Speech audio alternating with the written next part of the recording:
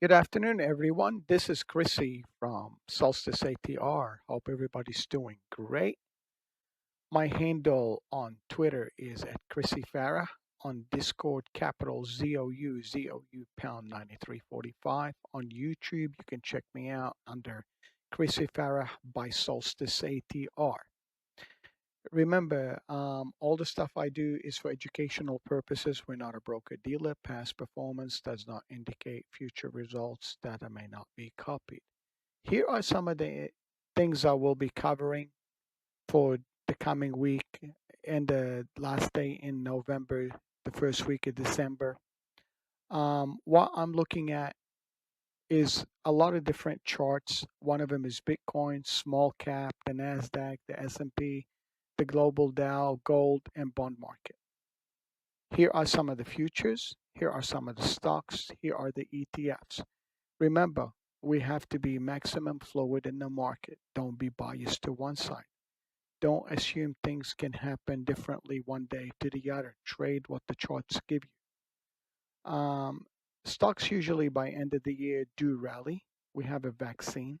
But remember that this COVID-19 has caused this market by pumping more money by the Federal Reserve Board, had most of the large cap technology companies and biotech companies move quite a bit compared to other the 1700 companies in the S&P, as well as the Dow and the small cap. Profits are always taken, and the credit is being as eased due to the government not increasing interest rates. So make sure you take a look at some of these that I put in here. We can go further in detail a little bit after I finish the video. Right here, I do show this S&P, Nasdaq, Russell, and the Dow. Combination of the four instruments on an annual chart. We had a W pattern, and we eventually broke that combination of those four if you add them all together. We had side market for 3 weeks here, but we are in the upper distribution, and we finally got a breakout from those two tops if you consider them. On Friday, we looked up a little bit above the prior range due to the fact that the small cap and the Dow did much better than the Nasdaq 100. There is a little bit rotation in those sectors.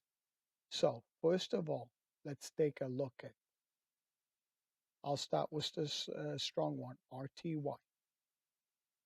And the reason behind I did start with the RTY, this was the annual high from February. If we remember here, I'm only showing 6 months.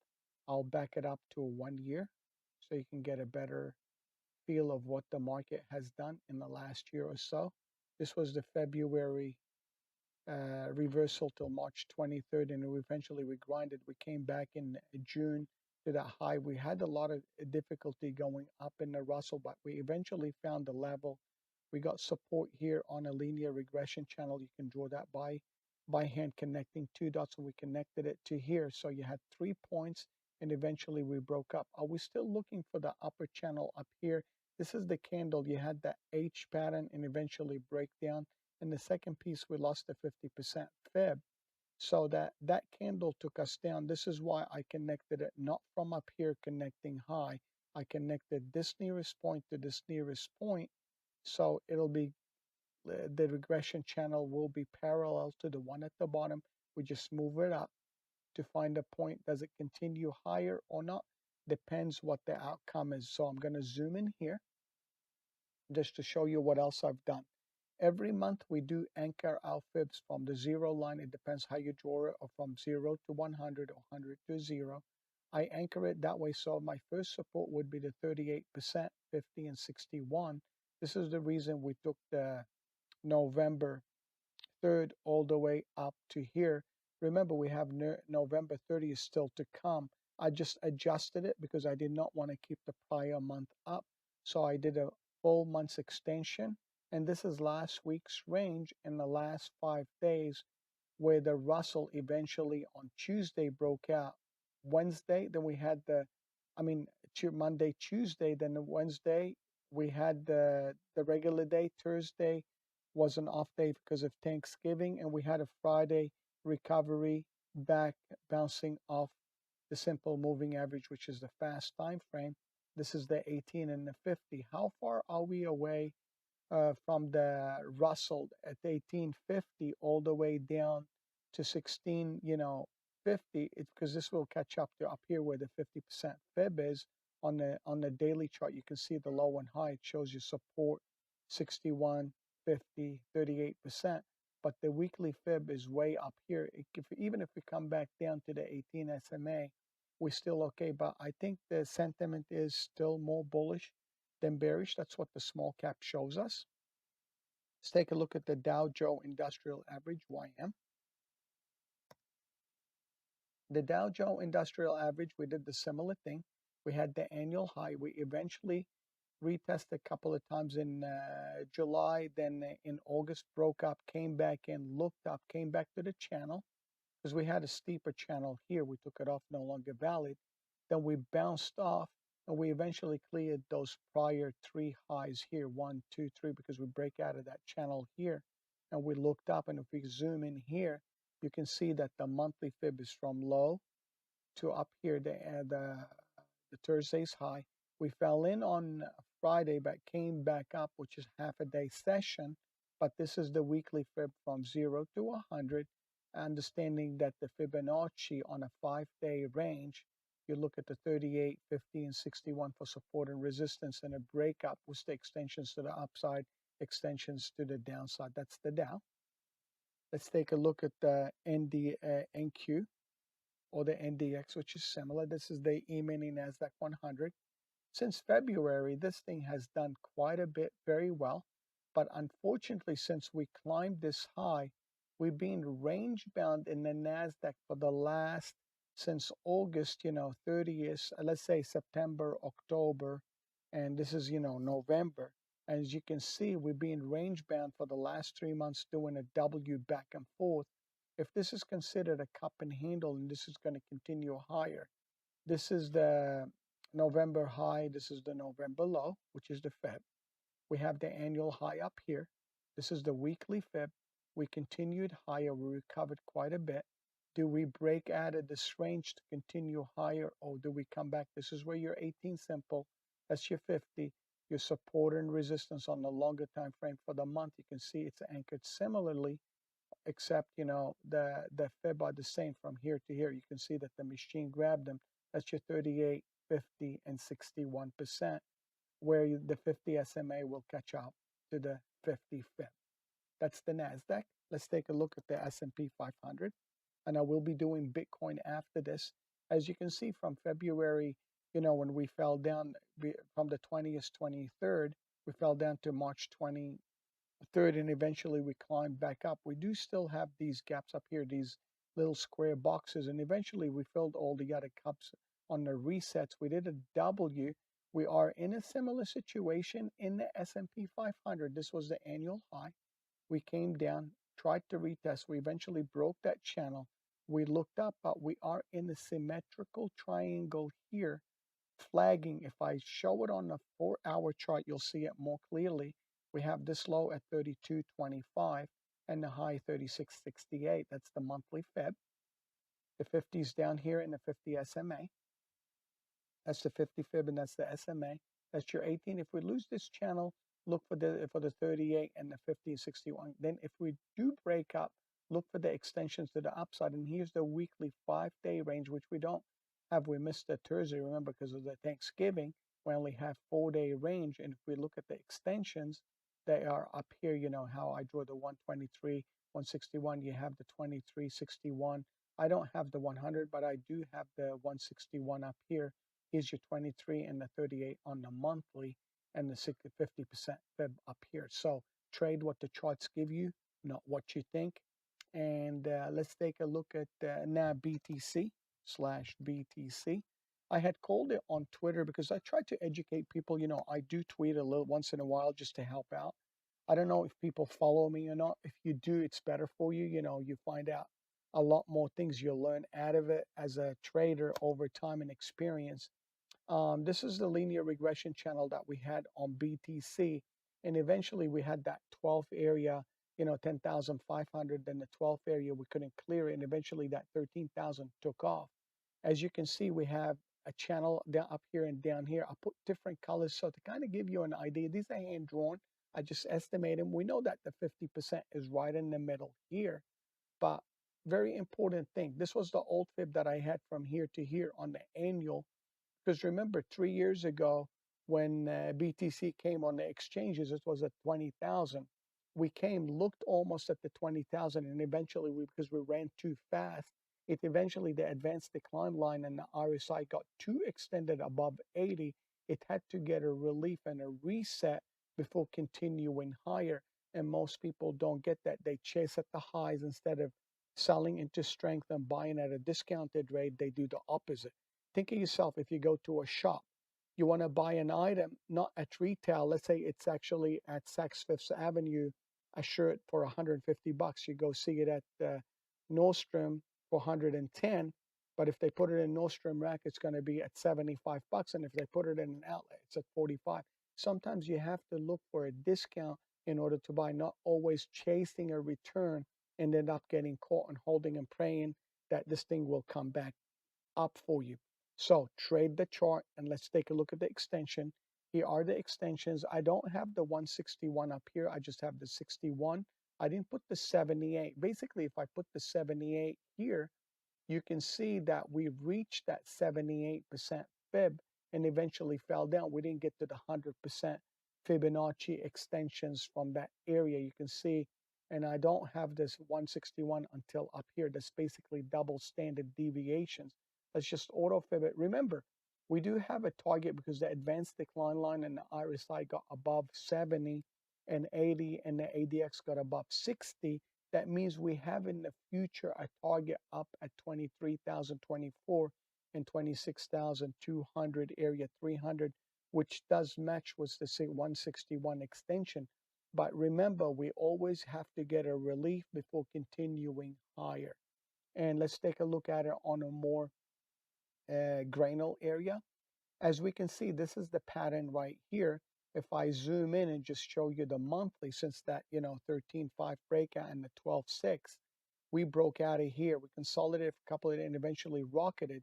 We reset in the last 6 days range. If you look at this, this is 1 week. This is what? Daily. 1, 2, 3, 4, 5.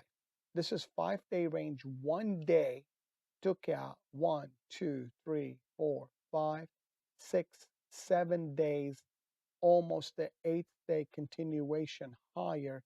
This is because this is the consolidation. This was the breakout for that last move. We retested it and tested this channel that I had drawn a while back on November 20th. I said, if anybody is long, be careful being, and I gave him a lean way at 18.6, 18.7. I said to him, be careful if you lose 18.620, this thing will head back down. And this was the channel. We tested the channel and the 20 SMA and bounced off on it on Friday to get a little relief. If this week's range doesn't hold, I think, this area would be the major area where Bitcoin can come back to before continuing higher. If things do change and it holds this channel, consolidate and baselines there, then it can continue higher. So don't be biased to either side. And here, let me show you on a 4-hour, and I got to go back to the ES. I forgot to show you that on a 4-hour 30-day. This is your 4-hour extension. When it printed the ADX above 60, when it came up, came back down, and eventually we baselined for 2 weeks, and this was the breakout. As you can see, it gave me an extension fib from here to here, or a target label between 16.9 and 18.4. Once it got above the 18.6, I said to everybody, be careful of it. This thing may head back down. I don't know if anybody was listening to me on Twitter, but other in my group, this thing fell almost more than 2,000 points in just a couple of days. Just remember, I want you to be humble when you are trading the charts. So that's BTC.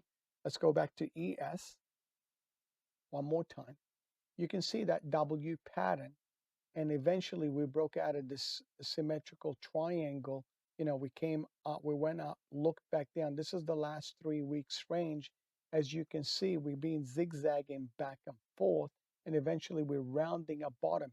If this is considered a one round, this was the low of it. If this is the cup, this is the handle of it on the last 4 days. Does that continue and break out of this channel? Because we had this first channel coming down this way, we broke out. Then we had another channel here, we broke out, couldn't keep up. Then we eventually broke back down, consolidated last week on the Friday's low.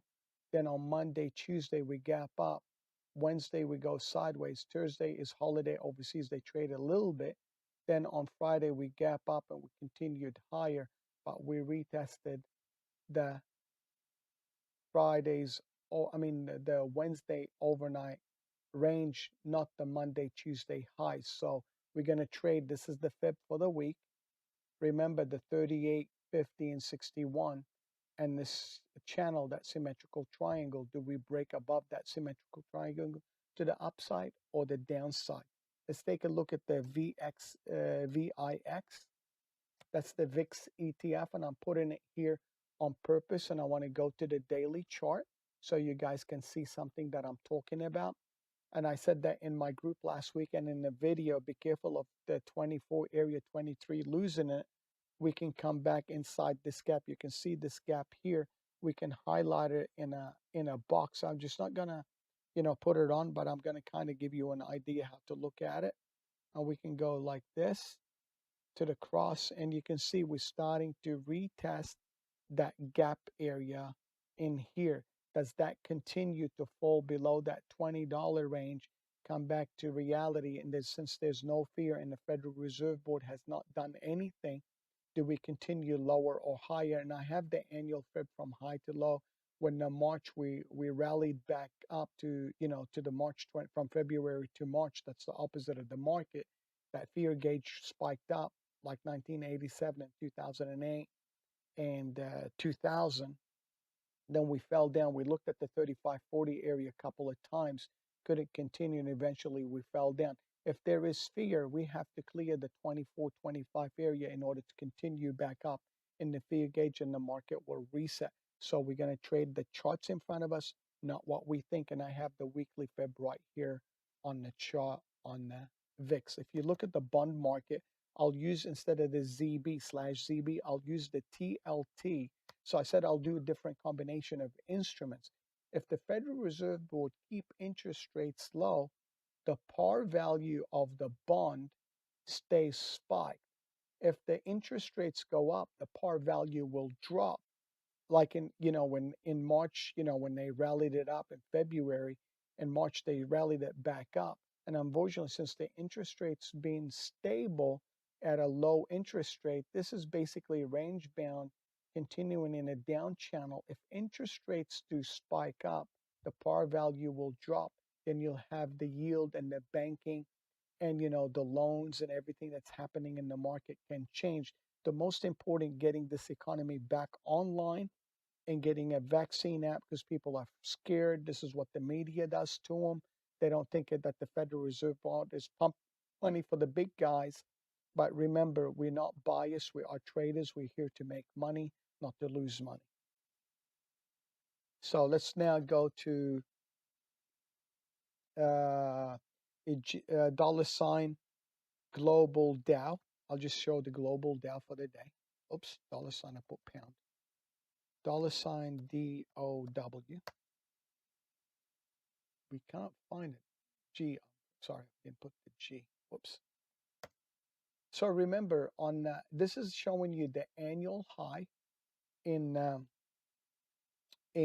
February. Then we dumped in March, and you can see we eventually, the Dow has broken, the global markets has broken. Because remember, if we have transportation moving up, banking sectors are coming back online, brokerage coming back online, shipping and receiving going back, airline companies, we can do much, much better than what most people think. And for looking at the like airline companies or transportation, you can look at the dollar sign DJT. That's the transportation. You can see it's on an annual high and continuing higher. That means, things are going back online in oil companies. If we look at the dollar sign XAL, that's the ETF for the airline companies, or XL, I'm sorry. I keep forgetting that some different platforms don't have that XAL. That's the ETF for that fund. You can see we had consolidation for a couple of months.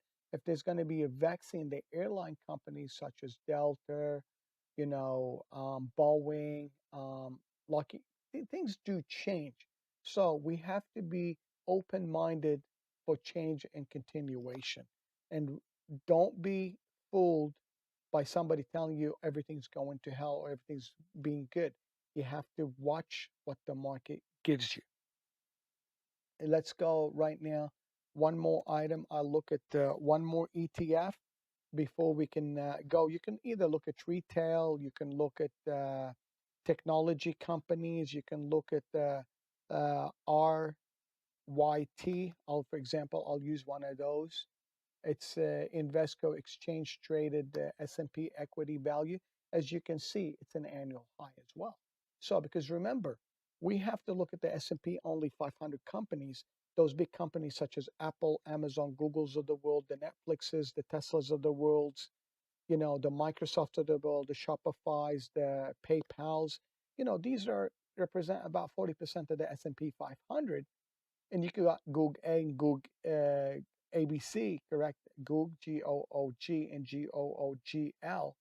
That represent more than 7% of the S&P. Or if you look at the Apple, or if you look at Tesla coming in and being part of the S&P 500, it doesn't give you an overall view of the small and medium-sized companies are in the fortunate, 1,000 or 1,500 in the American economy. This is why sometimes people don't look at those companies, or they distressed. Everybody's jumping on the tech, or everybody's jumping on the biotech. They miss out on the other one. When things change and market shifts, the other shifts with it. So you have to be open-minded to that kind of stuff. Okay. Let's take a look at, for example, Tesla. Oops.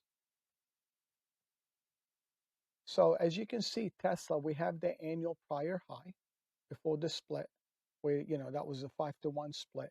It went up, came back, consolidated for a couple of weeks. Eventually, we broke out of the symmetrical triangle. We broke the zero. We haven't reached the 23% extension fib. I just left it there on purpose because I don't want to change it. It always gives me the extension. I did the monthly fib here. As you can see, we have the monthly from low to high, and we have the weekly the last 4 days in the market. So keep an eye on what Tesla does. It gives you kind of an indication similar to Amazon, what the market is doing, AMZN.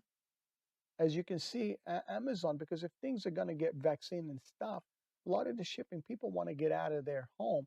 We've been consolidating for the last 4 months, as you can see, from July, August, September, October, November. And we've been going sideways. We're trying to go back up. Remember, this is the holiday. People are still scared. So until they get that vaccine up and running, Amazon's going to do shipping for the Christmas holiday. So, I like Santa Claus, to give some people, gifts and stuff. I mean, I joke around about it, but this is part of, the importing, exporting, shipping, between international, domestic.